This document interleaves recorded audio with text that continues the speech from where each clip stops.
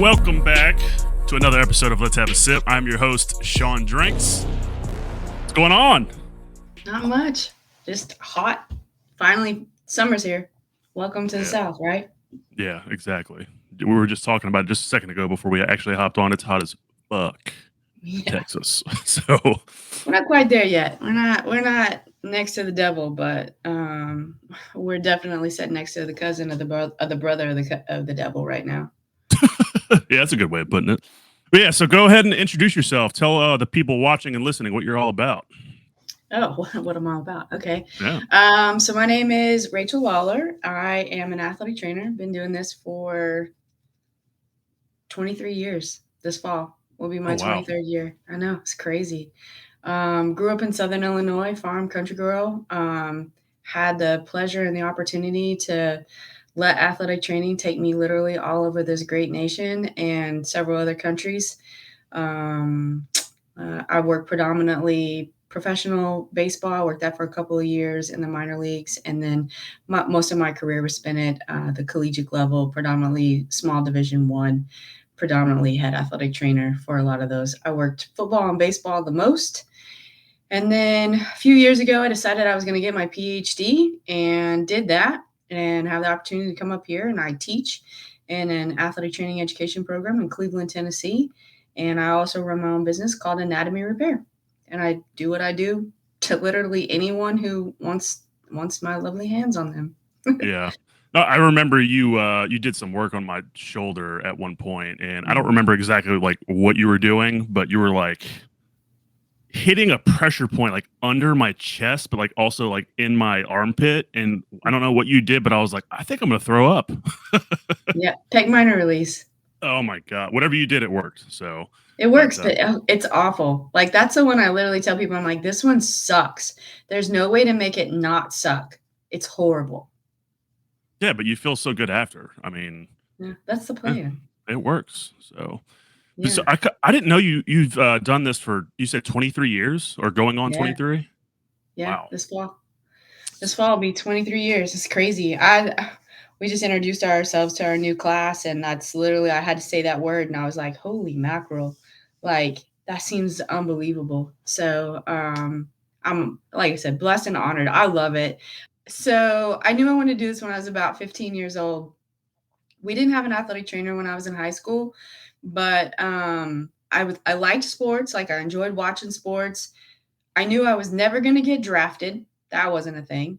And I was pretty good at math and science. And I didn't want to be a doctor. There's something that totally freaked me out about it. I was what they call like a first generation kid going to college. First one in my family to leave home, go to college, do that whole piece. Yeah. So that was a big thing in my family. So that alone, to think about being a physician, it wasn't even on my radar. But I figured it out pretty early what it was called. Walked in my freshman year. My mom tells the story quite differently than I do, but walked in to football camp. I went to an NAIA school in Jackson, Tennessee, and there was about 150 guys there. And my mom's like, and I dropped my 18-year-old daughter off with all these young men. Great. And I was like, but mom, it was great.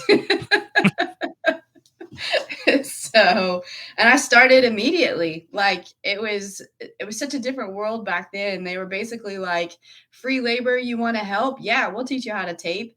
It's not that hard to carry water, and then you get into the injury process and those pieces of it. And you take the classes. And then for me, I have to be nationally board certified. So that's what the ATC is. That's my board certification. I have to maintain that on an annual basis. And then my LAT is my license. So in the state of Tennessee, you have to be licensed as a healthcare professional, specifically as an athletic trainer. And it's the same thing. You've got to maintain your credentials, which is a certain amount of continuing ed each year. So Okay. Yeah, I was gonna ask you what that is. LAT and ATC. I'm like, I've never heard of that before. So answer my yeah. question without me even asking. So Yeah, I forgot. I got a new one yesterday, and I don't know if I can add it. I got to figure out how to add it, but I just got blood flow restriction certified yesterday. So I'm kind of stoked about this. This is like some really cool stuff. Like bodybuilders have been doing it for years with like the voodoo straps and stuff. Mm-hmm. but there's so much really cool. I'm a nerd. Okay, I'm 100% a nerd. But there's really cool research coming behind it that bodybuilders in the 60s and 70s were so far ahead of their game that it's just now catching up on the research side. So, and then post operatively, and some of the things that we're able to do, like getting ACLs back quicker and faster, better, stronger, the whole nine. And the blood flow restriction is legit. Like, I'm stoked about it. Like, I don't think he would mind. You know, Colby from the gym, from Grit, Colbert, what's his last name? Alford? That name's yeah, the powerlifter guy. Yeah, that I does know. all like the weighted or Yeah. like suits and stuff like that. Yep. Well, about 2 months ago, he tore his ACL trying to squat 1,000 pounds. Oh I my think it was a god. 1,008, technical. You just said that so nonchalant. Like it was 1,000 pounds, whatever. No Well, big deal. I feel like I could say that to you because we both go to the grid house. So, Yeah, people, obviously. Shout out yeah, Grithouse. So yeah. I mean, like people warm up bench press at 315. Like they're like, yeah, just warming up. It's 315. Okay, yeah. where this is the only place that's normal. Like four 450 on a squat. You're like, so light day today? Yeah, you're going for tempo? Okay. Like it's literally the only place where that's normal. It really is. And I had Nate and Donnell on a couple weeks back, and that's just some stuff we were talking about because it's such a unique gym, and I love I it. love it. You just can't beat that place. But yeah, that No, I absolutely love it. And Nate, that's actually kind of how anatomy repair was born. So being at the college level, I never really had time to do all the, one-on-one with the Gen Pop population. So I came in there. So literally I moved here in January, moved to Cleveland in January of 18. And by March, I was like, okay, I gotta find a gym. Like, and I hate like Golds and Planet Fitness and all these like box gyms. I can't stand it. yeah. So I type in my phone, gym near me. First thing that pops up is Grit House. And I was like, all right, whatever. I'll walk in. So I walk in. It's like 3 o'clock in the afternoon. So, there wasn't like a ton of people in there. And Nate greets me at the door. He's like training somebody. And he's like, what are you looking for? And I was like, a gym. He's like, okay. And he starts to do his spiel. I was like, bro, you don't have to do your spiel. I'm good. I'm home. He's like, okay. This might have been the easiest sell of the day. I was like, yeah, can I sign up for a membership? He's like, you didn't even ask. I was like, this is home. So, and it's been home ever since then. So I've been working out a month or two there, and I finally get to meet Donnell, his wife. Mhm. And she was about 9 months post-op ACL. And she was still wearing that big old bulky brace that they put you in. And she had kind of a little limp. And I said, hey, I don't want to intrude, but I can fix your limp in probably 1 or 2 sessions. And she was like, no way. I've been to this person, this person, this person, and this person. And I said, okay, that's fine. And I kind of like walk away and go back to my thing. So Nate, of course, comes walk over and he's like, okay, tell me how you're going to fix it. Like, is it going to hurt? And I'm like, no, it's pretty easy. And he was like, okay, tell me what it is. And so by this time, Donnell's back over there. And I said, all you got to do is walk backwards. She was like, what? I said, walk backwards. She was lacking full extension in her knee. And when you walk backwards, you have to fully extend your knee or you kind of fall on your face. So I said, walk backwards. She walked backwards on the treadmill for probably 10 or 15 minutes every day, which is way overkill because it's Donnell and Nate. Yeah. And I think she said day 3 of doing it, she had full extension in her knee. She got That's rid of the knee. Yeah. that's crazy. Yeah. Yeah. So that's how anatomy repair was born because Nate walks up to me like 3 days later and he's like, okay, what do you do? Like, what is that? And so I tell him what I do as far as all my manual techniques and my history. So people who don't know what an athletic trainer is, so we get confused a lot. We're personal trainers, obviously, but as you can tell, I have a, I have a lot of education and a lot of certifications to go with everything else. So basically, the easiest way I explain what we do is like when you're watching a football game and the people that run out on the field when somebody gets hurt, that's me. Yeah. So I do all of the emergency stuff. I know how to do all of that stuff. I'm basically an EMT basic. I'm not an A because I don't intubate. That's the biggest difference between what I do. And so I don't. So that's all the emergency stuff. But what people don't see is all the stuff that we do like behind the scenes. So like we do all of the diagnostic, orthopedic diagnostic stuff. We can do functional training. We can do nutrition. We do all the prevention stuff. So if you come in and I can tell like you're lopsided or you got a weird thing in your gait, I can fix that, strengthen it, and put you back out there. And hopefully you don't get hurt. But if you do get hurt, I can do all your post op stuff. So, and I can start day one. So that's kind of how it was born. And then, of course, being in the grit house and being around power lifters and bodybuilders, they're a very unique group, anyways, but as are most athletes. And so the general population is so different than these elite athletes and any kind of athlete, in my opinion. So when you go to the doctor or a physical therapist, they look at you and go, yeah, you can't bench for 3 weeks. You've been to grad. Tell an athlete they can't do something for 3 weeks. Well, then they're gonna decline bench. They're gonna dumbbell bench. They're gonna do push-ups. They're gonna find bands because they're gonna be able to go back and say, "I haven't benched," and because they knew they were talking about flat bench. That's where I can come in and go, okay, we can do this, this, and this, but let's modify it. Or let's fix your a lot of times people just get lazy and or you get tired and you get hurt because you're tired and your form kind of falls apart.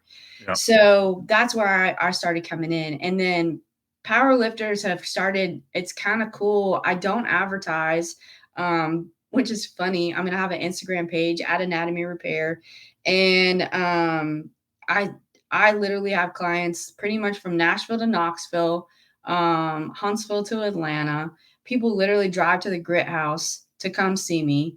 And then I got a couple of international guys that I've been doing some stuff internationally with. So yeah, it's been a lot of fun, like growing this little kind of dream, kind of just a thought that you're like, yeah, I mean, I can, fix Donnell. Like, you got to walk backwards. And that's literally how it was born. And Nate loves it because even Dan loves it because I can walk in, he can send me a patient. And I can say, yeah, all of this is good. You can do this or modify this or focus on this.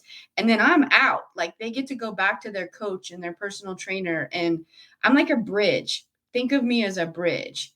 I Yeah. can also be the one that goes, yo, you got to go to the doc on this. Like, I get it. You want to gut through it, but maybe not. Maybe not this time. Yeah. A second ago, you were saying, like, tell an athlete that they can't work out or whatever you just said. That made me think of, I don't know if you know who Justin Bethune is, Oh, but yeah. you know him. Okay. I don't know. Before I left Tennessee and I was still going into the grid house, I didn't really see him there that much because I think he has a gym at his house now. But Yeah. I remember he had. I don't really remember exactly what happened, but I remember him hurting himself, and I think he may have like tore his bicep or something. This was years ago, Hmm. and big power lifter. And I remember him having a sling on, and he would still come in and work out, but he was doing deadlifts, and I'm like, what? So like he would hook up some sort of like hook onto his sling on the arm that was messed up, and would still do deadlifts, and I'm like, dude, you're an animal.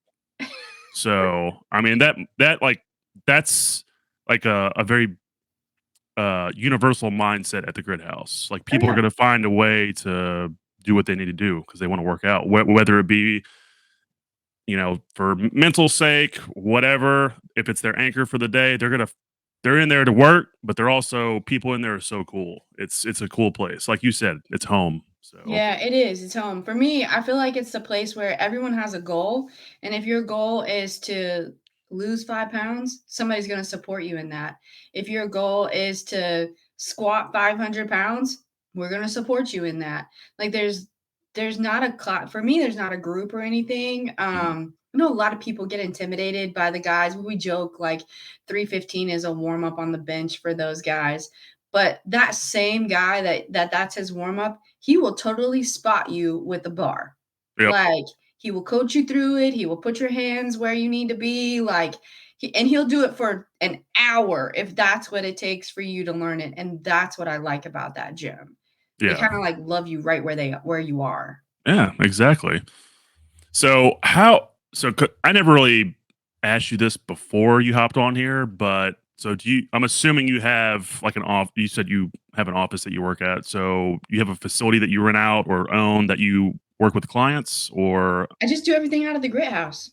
okay. See, that's what I thought, but I wasn't sure. Yeah, no, Nate and I came up with a deal, what, 3, 4 years ago now, and it works out for everybody. So, yeah, I just schedule an appointment with me. I usually work in the evenings, because I have a real job on top of this. And I just do this. I do it part-time until I can figure out how to do it full time. Okay. I like that. Yeah. So, I mean, keep working. It seems like what you're doing is awesome. So just, It's coming. yeah, It's it'll happen. coming. Yeah, I mean, when you build your own dream, it takes a little bit longer, but at least it's my dream and I'm not building somebody else's on top of that. Yeah, for sure. So, how many clients can you handle at once? Because let me rewind a little bit. So, I know you might have like someone will come for you for like an hour just randomly, and you might not see them again or whatever. But do you have like consistent amount of clients that come through, and you're like, hey, I can't take any more or whatever? Does that make sense? Yeah, I don't have that problem yet. Because now there's days like I may say, Sean, I can't see you on Tuesday, but I can see you on Wednesday. Yeah. And that's probably sometimes I get into a spot where people want to do like see me on like everybody wants to see me on Tuesday, and I'm like, I only have so many hours on Tuesday. So I don't really have a limit on clients because my goal is to get you fixed and get you out of here and refer somebody else back to me. I'm very economical. I'm cash based. I don't take insurance, but I'm very, very economical. You get a lot of bang for your buck with me. I'll even write programming. I started doing programming for like injuries, not really like personal training or powerlifting. But if you're a power lifter, I'll focus it on powerlifting. If you're into, getting ready for a figure competition or something, then I'm going to work with your coach and we're going to work that out and work that specific body part. But if you're Joe Schmo or somebody's mom, I'm going to help you with that too. Like I literally will see anyone from that perspective. It's kind of interesting, like the work that we have in this, East Tennessee region. There's a lot of industrial workers and a lot of repetition type workers. And I can do a lot for them in 2 or 3 visits and get them kind of going back on their right track. And then, of course, I'm around if you need me for maintenance or something like that. So I don't really have uh, like a stop because I don't typically see people. I don't see them every day. I usually see them like once a week. So, um, and I probably work, I would say an average of about 10 hours a week, but that's just kind of where I'm at right now. I would work more if I needed to, but that's just how it kind of works out right now. Yeah, I wish I could work 10 hours a week. That'd be insane. Oh my god, that's like literally the dream. Just getting passive income, and you're just like, you know what, whatever. I'm just gonna sit here and watch Netflix. Well, I do a lot of other stuff. So I do teach full time, and I'm then I also I'm fucking with you. yeah, and I do real estate as well. So I started flipping houses and stuff. Oh, So nice. yeah, that's been a lot of fun. I learned a lot in that in the last, I think, 2 years now. I've been doing it, Okay. and I'm on my sixth house in 2 years. So hoping to buy a couple more in the next 45 days. So is that pretty typical to have amount of houses within that time frame, or I, I don't? I've been told that's really fast. I don't know. It feels slow to me, but Okay. the banks tell me that's really fast, and financial people say that's really fast. My goal is to buy 15 to 20 houses a year and to sell somewhere between 10 and 15 houses a year. So that's my goal. So that for me is going to be my passive income.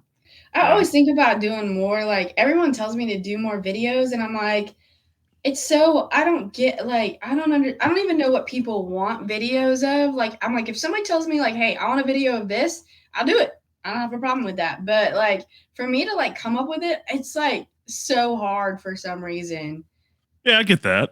No, I totally get that. Because I Yeah. mean, you're trying to like it's kind of like what do people actually want to watch when it comes to Yeah. like anatomy repair? So because it's Right. not, Yeah. but So I've thought about do you know Alexis Burleson from the gym? She's the ballerina.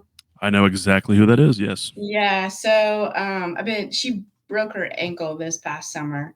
And I've been doing some blood flow restriction stuff with her, and I'll see her tomorrow morning. Actually, we're gonna do measurements. She's done 3 times, and she's like, I think it's like 80% better. And I was like, all right, well, we'll do measurements and see. I hope it is. I hope it is. But I was thinking about with her, she's always offered to do videos with me, and she's so hyper flexible for like the general population.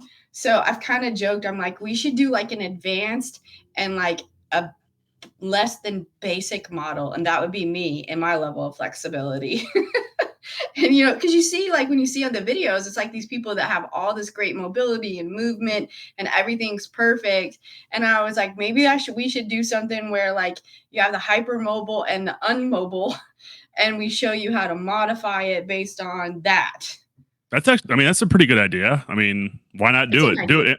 If it doesn't work, then who cares? Try something different. So, Yeah, that's the thing. Yeah. So yeah, so I was thinking about that. So yeah, she's like, of course, she's like, yeah, totally, let's do it. And I was like, yeah, because you can touch your forehead to your shin. That makes sense. yeah, she is definitely super flexible. And that's one thing like I've kind of jumped off the wagon with like everything. And I need to get back in the gym for sure. And it's funny because like my girlfriend will listen to my podcast. She's like, you know what? You bring that up every episode you record. Get your fucking ass in the gym. What are you doing? I Because like she, her. yeah, my girlfriend's so cool, man.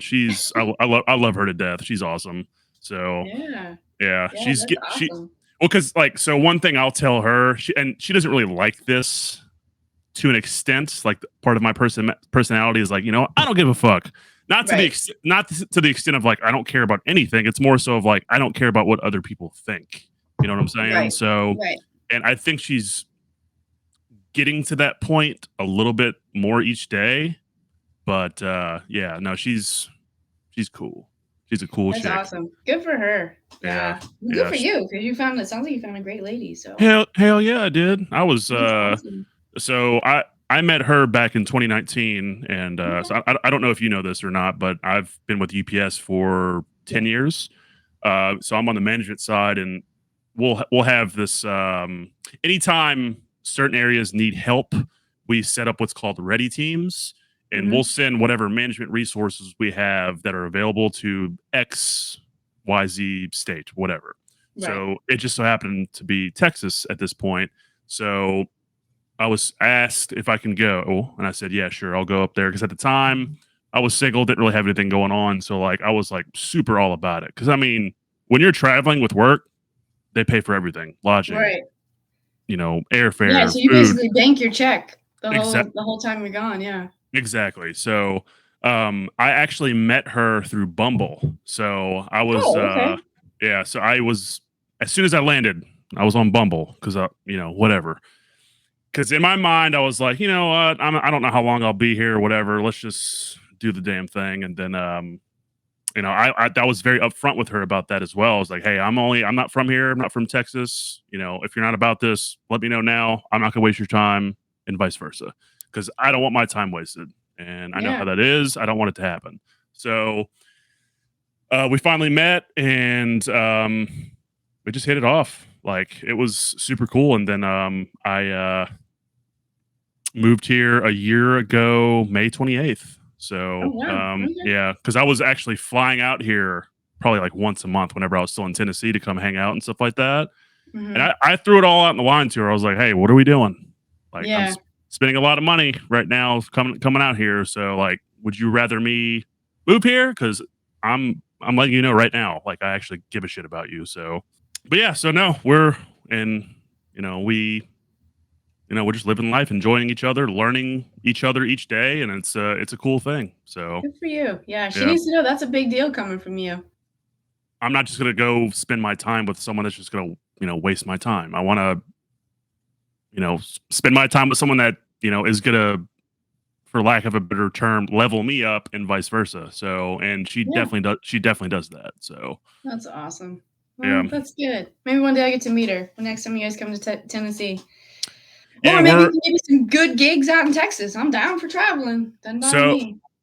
so there is a gym that's close to where I live. I'll say about 25, 30 minutes. It's called Destination Dallas.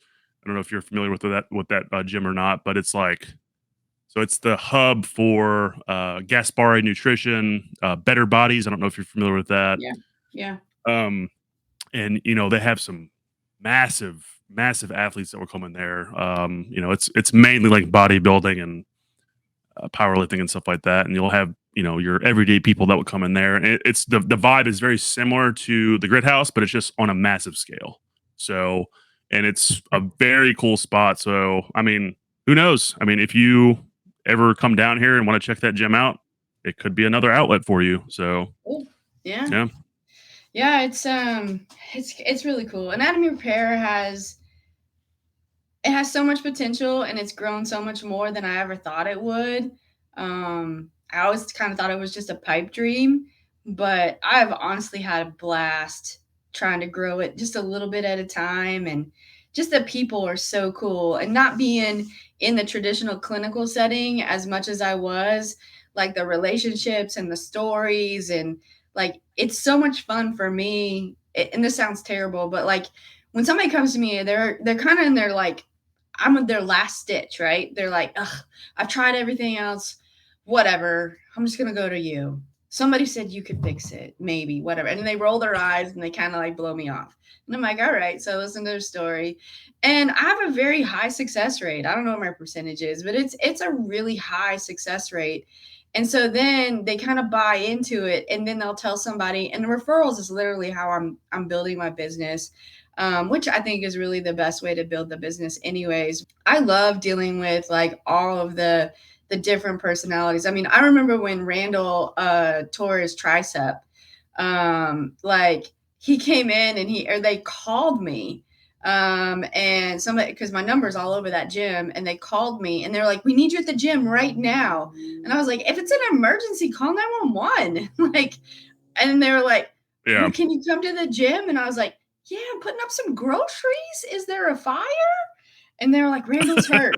And I was like, okay. So I walk in, I do a couple special tests, and I was like, bro, you blew out your tricep. And he goes, it was only 405. And I said, I don't know, but you blew out your tricep. And he ended up having to get it fixed, long story short. And so during his process was able to help him get through some stuff. But like that's like Colby coming to me the other day, and I'm learning this blood flow restriction stuff, and there's so much really good evidence. And he tore his ACL when he tore 3 out of 4 ligaments in his knee when he was trying to squat that 1,008. Bone bruise, a whole nine. So he had to wait, I think it was like close to 6 weeks before they would do surgery, because he had so much swelling in his knee.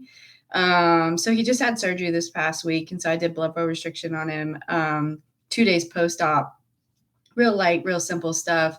And he was sweating. He was so funny. And he was just like, he's like, I am sweating so much. I checked on him the next day, and he's like, I actually feel really good. Like, thanks for working out, thanks for working that out. But I think we're going to get together. So we took measurements, and him being off that 6 weeks, he's pushing 7 now.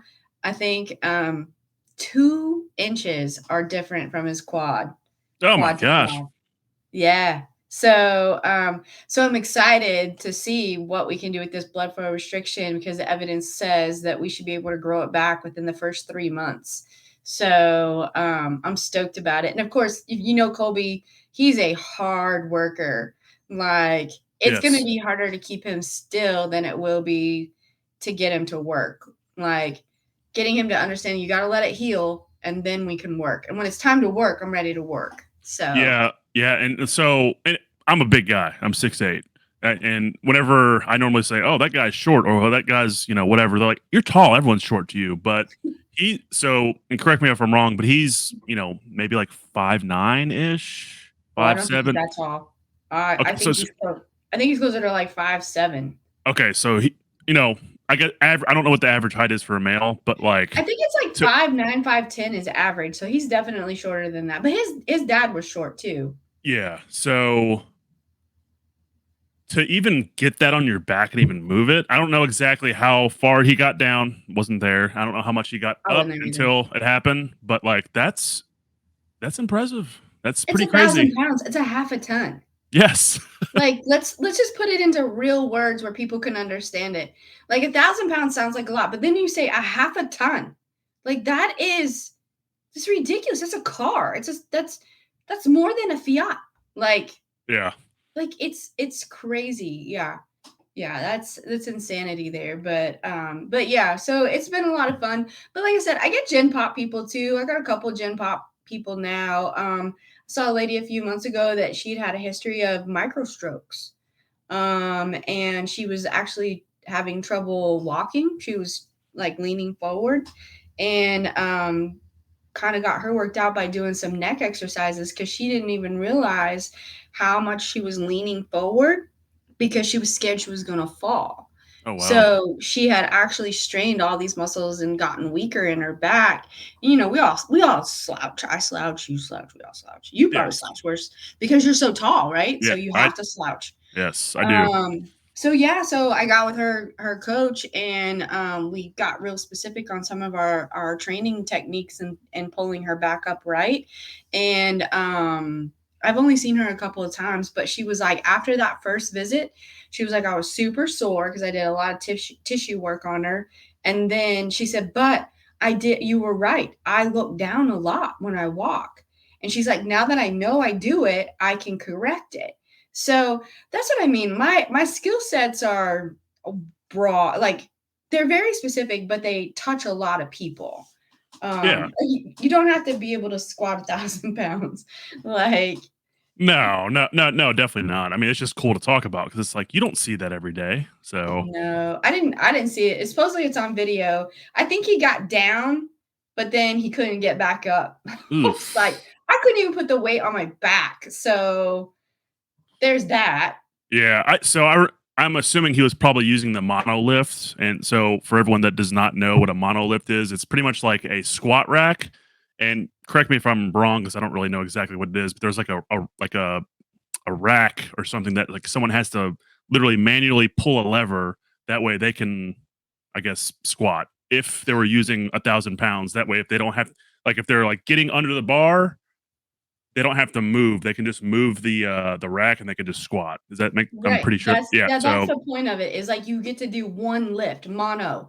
You do one lift off of the rack. Whereas if you're doing a traditional squat rack, you got to lift it up and then take a step or two back and then squat. With a mono, you literally get it off of the rack and then they move the bars out of the way and you can squat right where you are. yeah, anytime somebody was doing like an excessive amount of weight on that monolith in the grid house, like I was like having a little bit of a panic attack if I was ever watching, just because like I never knew what was going to happen. If someone ever asked me like, "Hey, can you pull the lever and whatever?" I'm like, "Yeah, sure, let me do it. Hopefully nothing happens." So it's just it. I don't know if you've ever had to spot someone on the monolith before or whatever, or Mhm. be on the lever. It's very nerve wracking. It is. So, oh my It is. god. I feel like it's like equivalent to like I was raised in the country, so it's equivalent to pulling the gate on a bull rider. Like when Oh they god. finally nod yes, because all hell could break loose. Like it could be really good or it could be really bad. But you're in charge of letting the bull out. Like you're in charge of like putting all that weight on their back. Yeah, yeah, for sure. And so I know you had worked on Matt Tinsley. I know recently, in the Yeah. last couple of months. Because I know You he's bringing been. up cowboy stuff? Is that what brought you up, Matt? Say what? I said, since he's a cowboy, is that why you brought up Matt? That, that's right. And no, but I know he had told me he was getting into bull riding, and I remember that happening. I wasn't there, but I remember like him getting hit on the leg or whatever. I think he may have mentioned that to me, and I was like, "Dude, you're fucking crazy." And I saw that I saw his leg on your Instagram, and I was like, "That's Yeah, Matt." it was So it was pretty gnarly. Like it was a pretty gnarly. I forgot he got stepped on, if I remember correctly, that is um, insane. by a bull, which is a 2,000 pound animal, 1,500 to 2,000 pound animal. But yeah, he had really bad. He swelled up really, really, really bad. But I worked on him for a little bit, and I finally told him. I said, man, I said I'd love to be the one that says that I fix all of this, but I'm gonna be honest with you.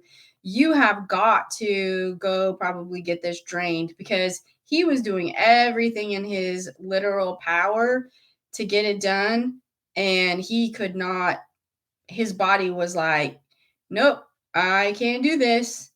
Yep, that's the exact picture. Yeah, he's an adrenaline junkie. Like he's the kind of guy. It's like, oh well, it's Monday. I'm not really got anything much. Don't really have much going on. I'm gonna go Yeah. jump out of an airplane. I was just So thinking the same thing. He's like, "Ah, I'm gonna go find a cliff and fall off of it and see if I can land on my feet. You yeah, know. No, yeah, no, Matt. Oh gosh. And when he walked in, I think the biggest thing he wanted to know is it wasn't broken. So, like, we did all the tests and stuff, and I was like, obviously, I don't have X-ray vision. I can't tell you if there's like a chip or something in here. I was like, but all your ligaments are good. All your, bony structures appear to be intact.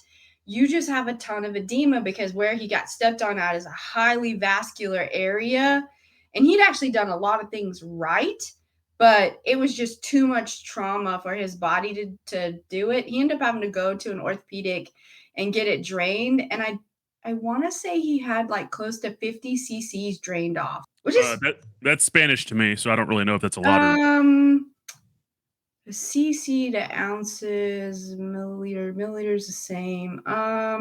Roughly we'll say 10 to 12 ounces. that's disgusting. Yeah. That's not exact math, but that's a pretty good estimation. Maybe not quite Yeah, that much. It no, was a no, lot though. It was 50 cc's, which is, I mean, it takes there's like the syringe is like about an inch and a half, 2 inches in diameter, and they usually hold 100 cc's, which means they're about 4 inches long. So he filled it about halfway up. So that's probably not 10. I'd have to do the math. I can't remember the conversion, but let's say it's 5 ounces for easy math. it's a But lot. still, 5 ounces, like you drank more than that in whiskey just now. And that was I sitting did, in his knee. I did drink a lot in whiskey. I don't know. I don't know if you like whiskey or not, but right now I'm drinking Elijah Craig Barrel Proof. It is so good. I'm a big bourbon guy, and I can talk about it and shoot the shit about that all day. And it's like to me, it's like candy. It's like butterscotch, caramel, oaky, whatever, mapley in a Yeah. in a in a in a glass, and it's just so good. But Yeah. if I were to give this to my girlfriend or someone that doesn't normally drink whiskey, they're like, "Ugh, why are you like? It smells like kerosene. What are you doing?" So Yeah. I'm not a whiskey person. I'm a tequila girl. But I don't I don't know. My sister is a huge whiskey person, but I'm not a fan. I it's couldn't yeah, do it. it's not for everybody. It is what it is. But tequila. I had some really good tequila whenever I was in Mexico last April. Excuse me. I don't remember exactly what it was called, but it was amazing. Yeah. So good. I'm always down for some tequila. I don't know why, but that's usually what I'm gonna go to. And I like it just pretty much like everybody else. Like I like to just sip on it like everybody else. The last bottle I got was it's called I think it's called a Addictivo. It's really and I usually get the middle one, the Anejo. Hmm. I'm not really a Blanco. If I'm gonna do a Blanco, it's gonna be like with a margarita or something like. Yeah. But just a sip on, I'm gonna get an anejo. But that's one that it's kind of like what you're saying. Like I can actually taste like the different flavors in it, and that one's kind of sweet. It's got like a vanilla caramel taste to it, It's delicious. Put it with the right cigar, and I am all in on that. Oh, you like cigars? Yes. So I'm trying to get more into cigars, and Yeah. I was actually looking at cigars yesterday because I want I to. bought some cigars yesterday. There is, so I'm sure you're familiar with Cohiba. I mean, it's a Mhm. pretty like if you know anything about cigars, you probably know Cohiba. But there is like a collaboration that Weller, which is a actually, it's funny that we're talking about this because I have Weller right here. But so Weller 12 year, boom, right there.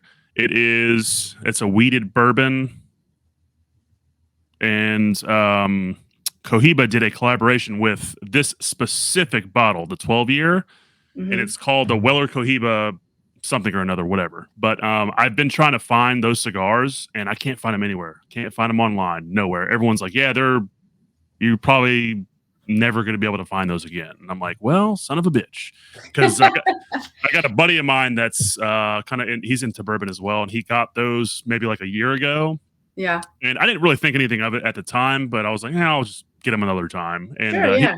he said it was like probably hands down, like maybe like top three, if not his most favorite cigar he's ever had. And I'm like, that's a bold statement, but okay. Yeah, that's a big statement, yeah. Yeah. So I've been wanting to try that, and I wanted to kind of like venture out into understanding like cigars in general because I just think it's Yo, such a cool thing. I'm still a rookie at it. I've only been kinda playing with them for about a year, and there's so much that goes into a cigar, like, like, what we know of it, you think it's just like, somebody just rolling tobacco together. It is.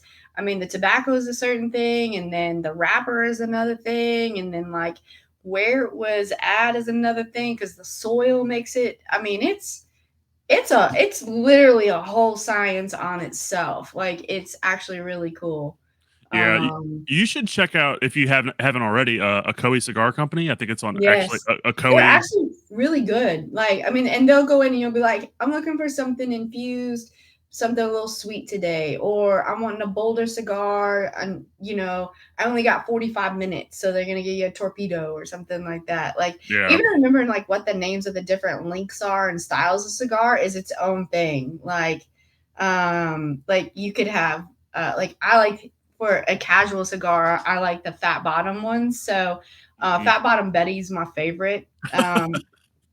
It's a great cigar. But there's a whole let's see, Drew Estates does a lot of infused cigars. But he does the Fat Bottom series, and it's a lady that started it, obviously, but it's fat. There's like four. There's Betty, Jane, Alice. I can't remember the other one. Rose. I'm not a Alice or a Rose fan. They're kind of bland, but the Jane and the Betty are actually pretty good. Well, And I like I for another casual cigar I really like is the Isla del Sol. It's just a nice mild cigar. You can drink it or with anything. There's a couple of them that are coffee infused, which I like coffee. So that's kind of a fun twist on things. Yeah, because I'll drink coffee and a cigar. I think that's like the best thing. Where everybody's like whiskey or scotch or something like that. I'm like, nah, just give me a cup of coffee and a cigar and I'm golden. yeah. You seems like you know more about cigars than I do, and I definitely want to learn some more about it. So, you just you just gotta do it. it, what I was saying, I didn't hear you, but it seems like you know more about cigars than I do. But yeah, I want to start learning more. So, but Yeah, no, you just gotta just get in it. Just yeah, read it and yeah, smoke some, and you're gonna find some that you like, and then you're gonna find others. You're gonna be like, "This is an ashtray." Blech, gross. yeah, My yeah, advice to you on those: do not smoke a cigar that you don't like, because then if you try to smoke something right after that, it kind of like burns your taste buds. So then everything sucks after that. So, but don't just because you spent $12 on a cigar, don't smoke it if it sucks. Like if you yeah. think it sucks, then don't smoke it.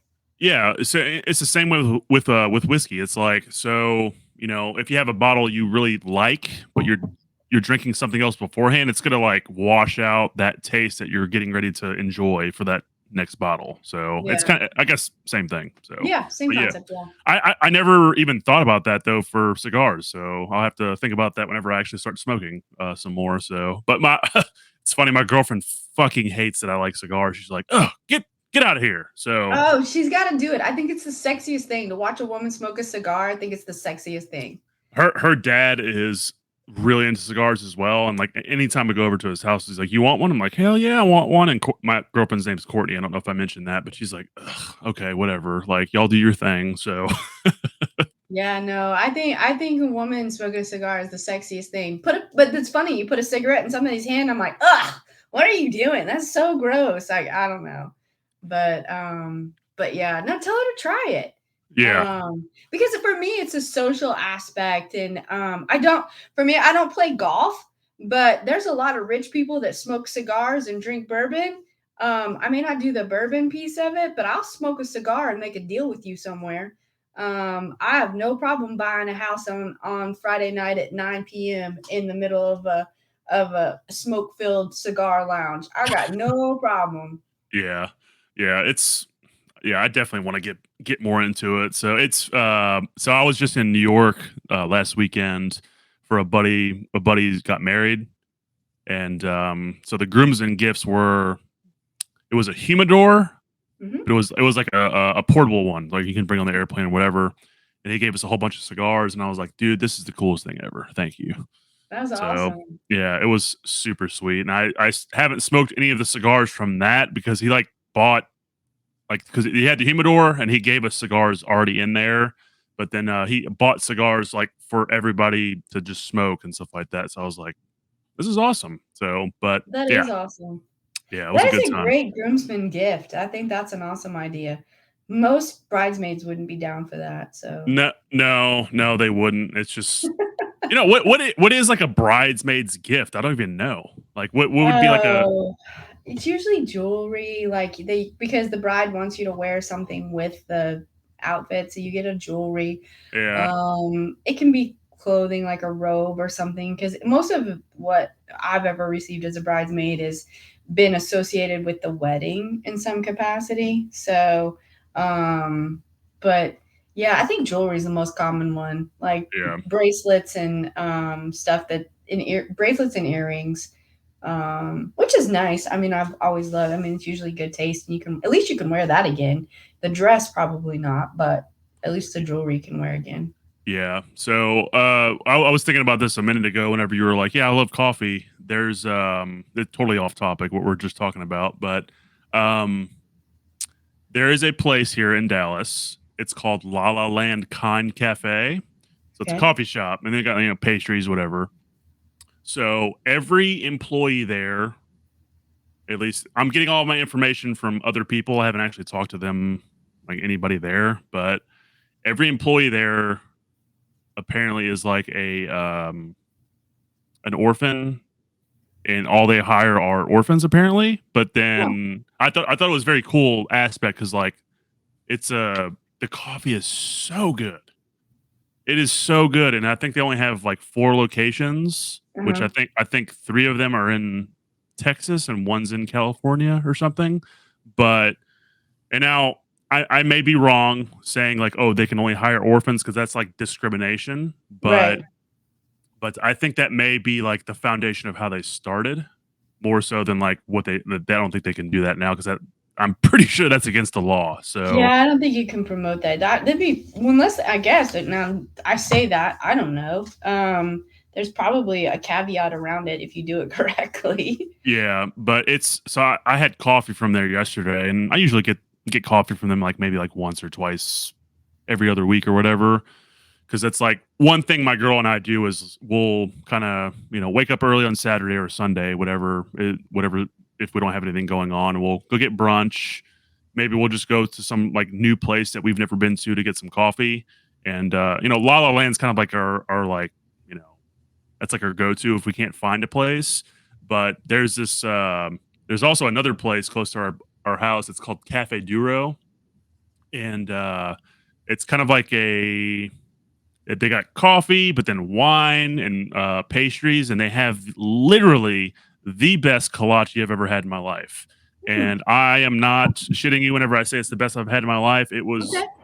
It was heavenly. I was like, holy shit. It was so good. That's awesome. But Yeah, I think Cleveland does okay in the coffee world, but it's just okay. well, I've heard that so there's a place on oh shoot, what's that road? Stewart Road, I think. Kind of close to the Oh, YMCA. vibes? Is that what you're gonna say?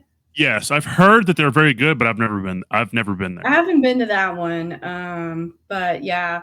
Now when I got and I try to go to the more local spots that way because I mean Starbucks is fine, but Starbucks is doing fine too. So Yeah. I'd rather support the smaller businesses when I can. But yeah, I haven't been to that one yet. I have heard good things too.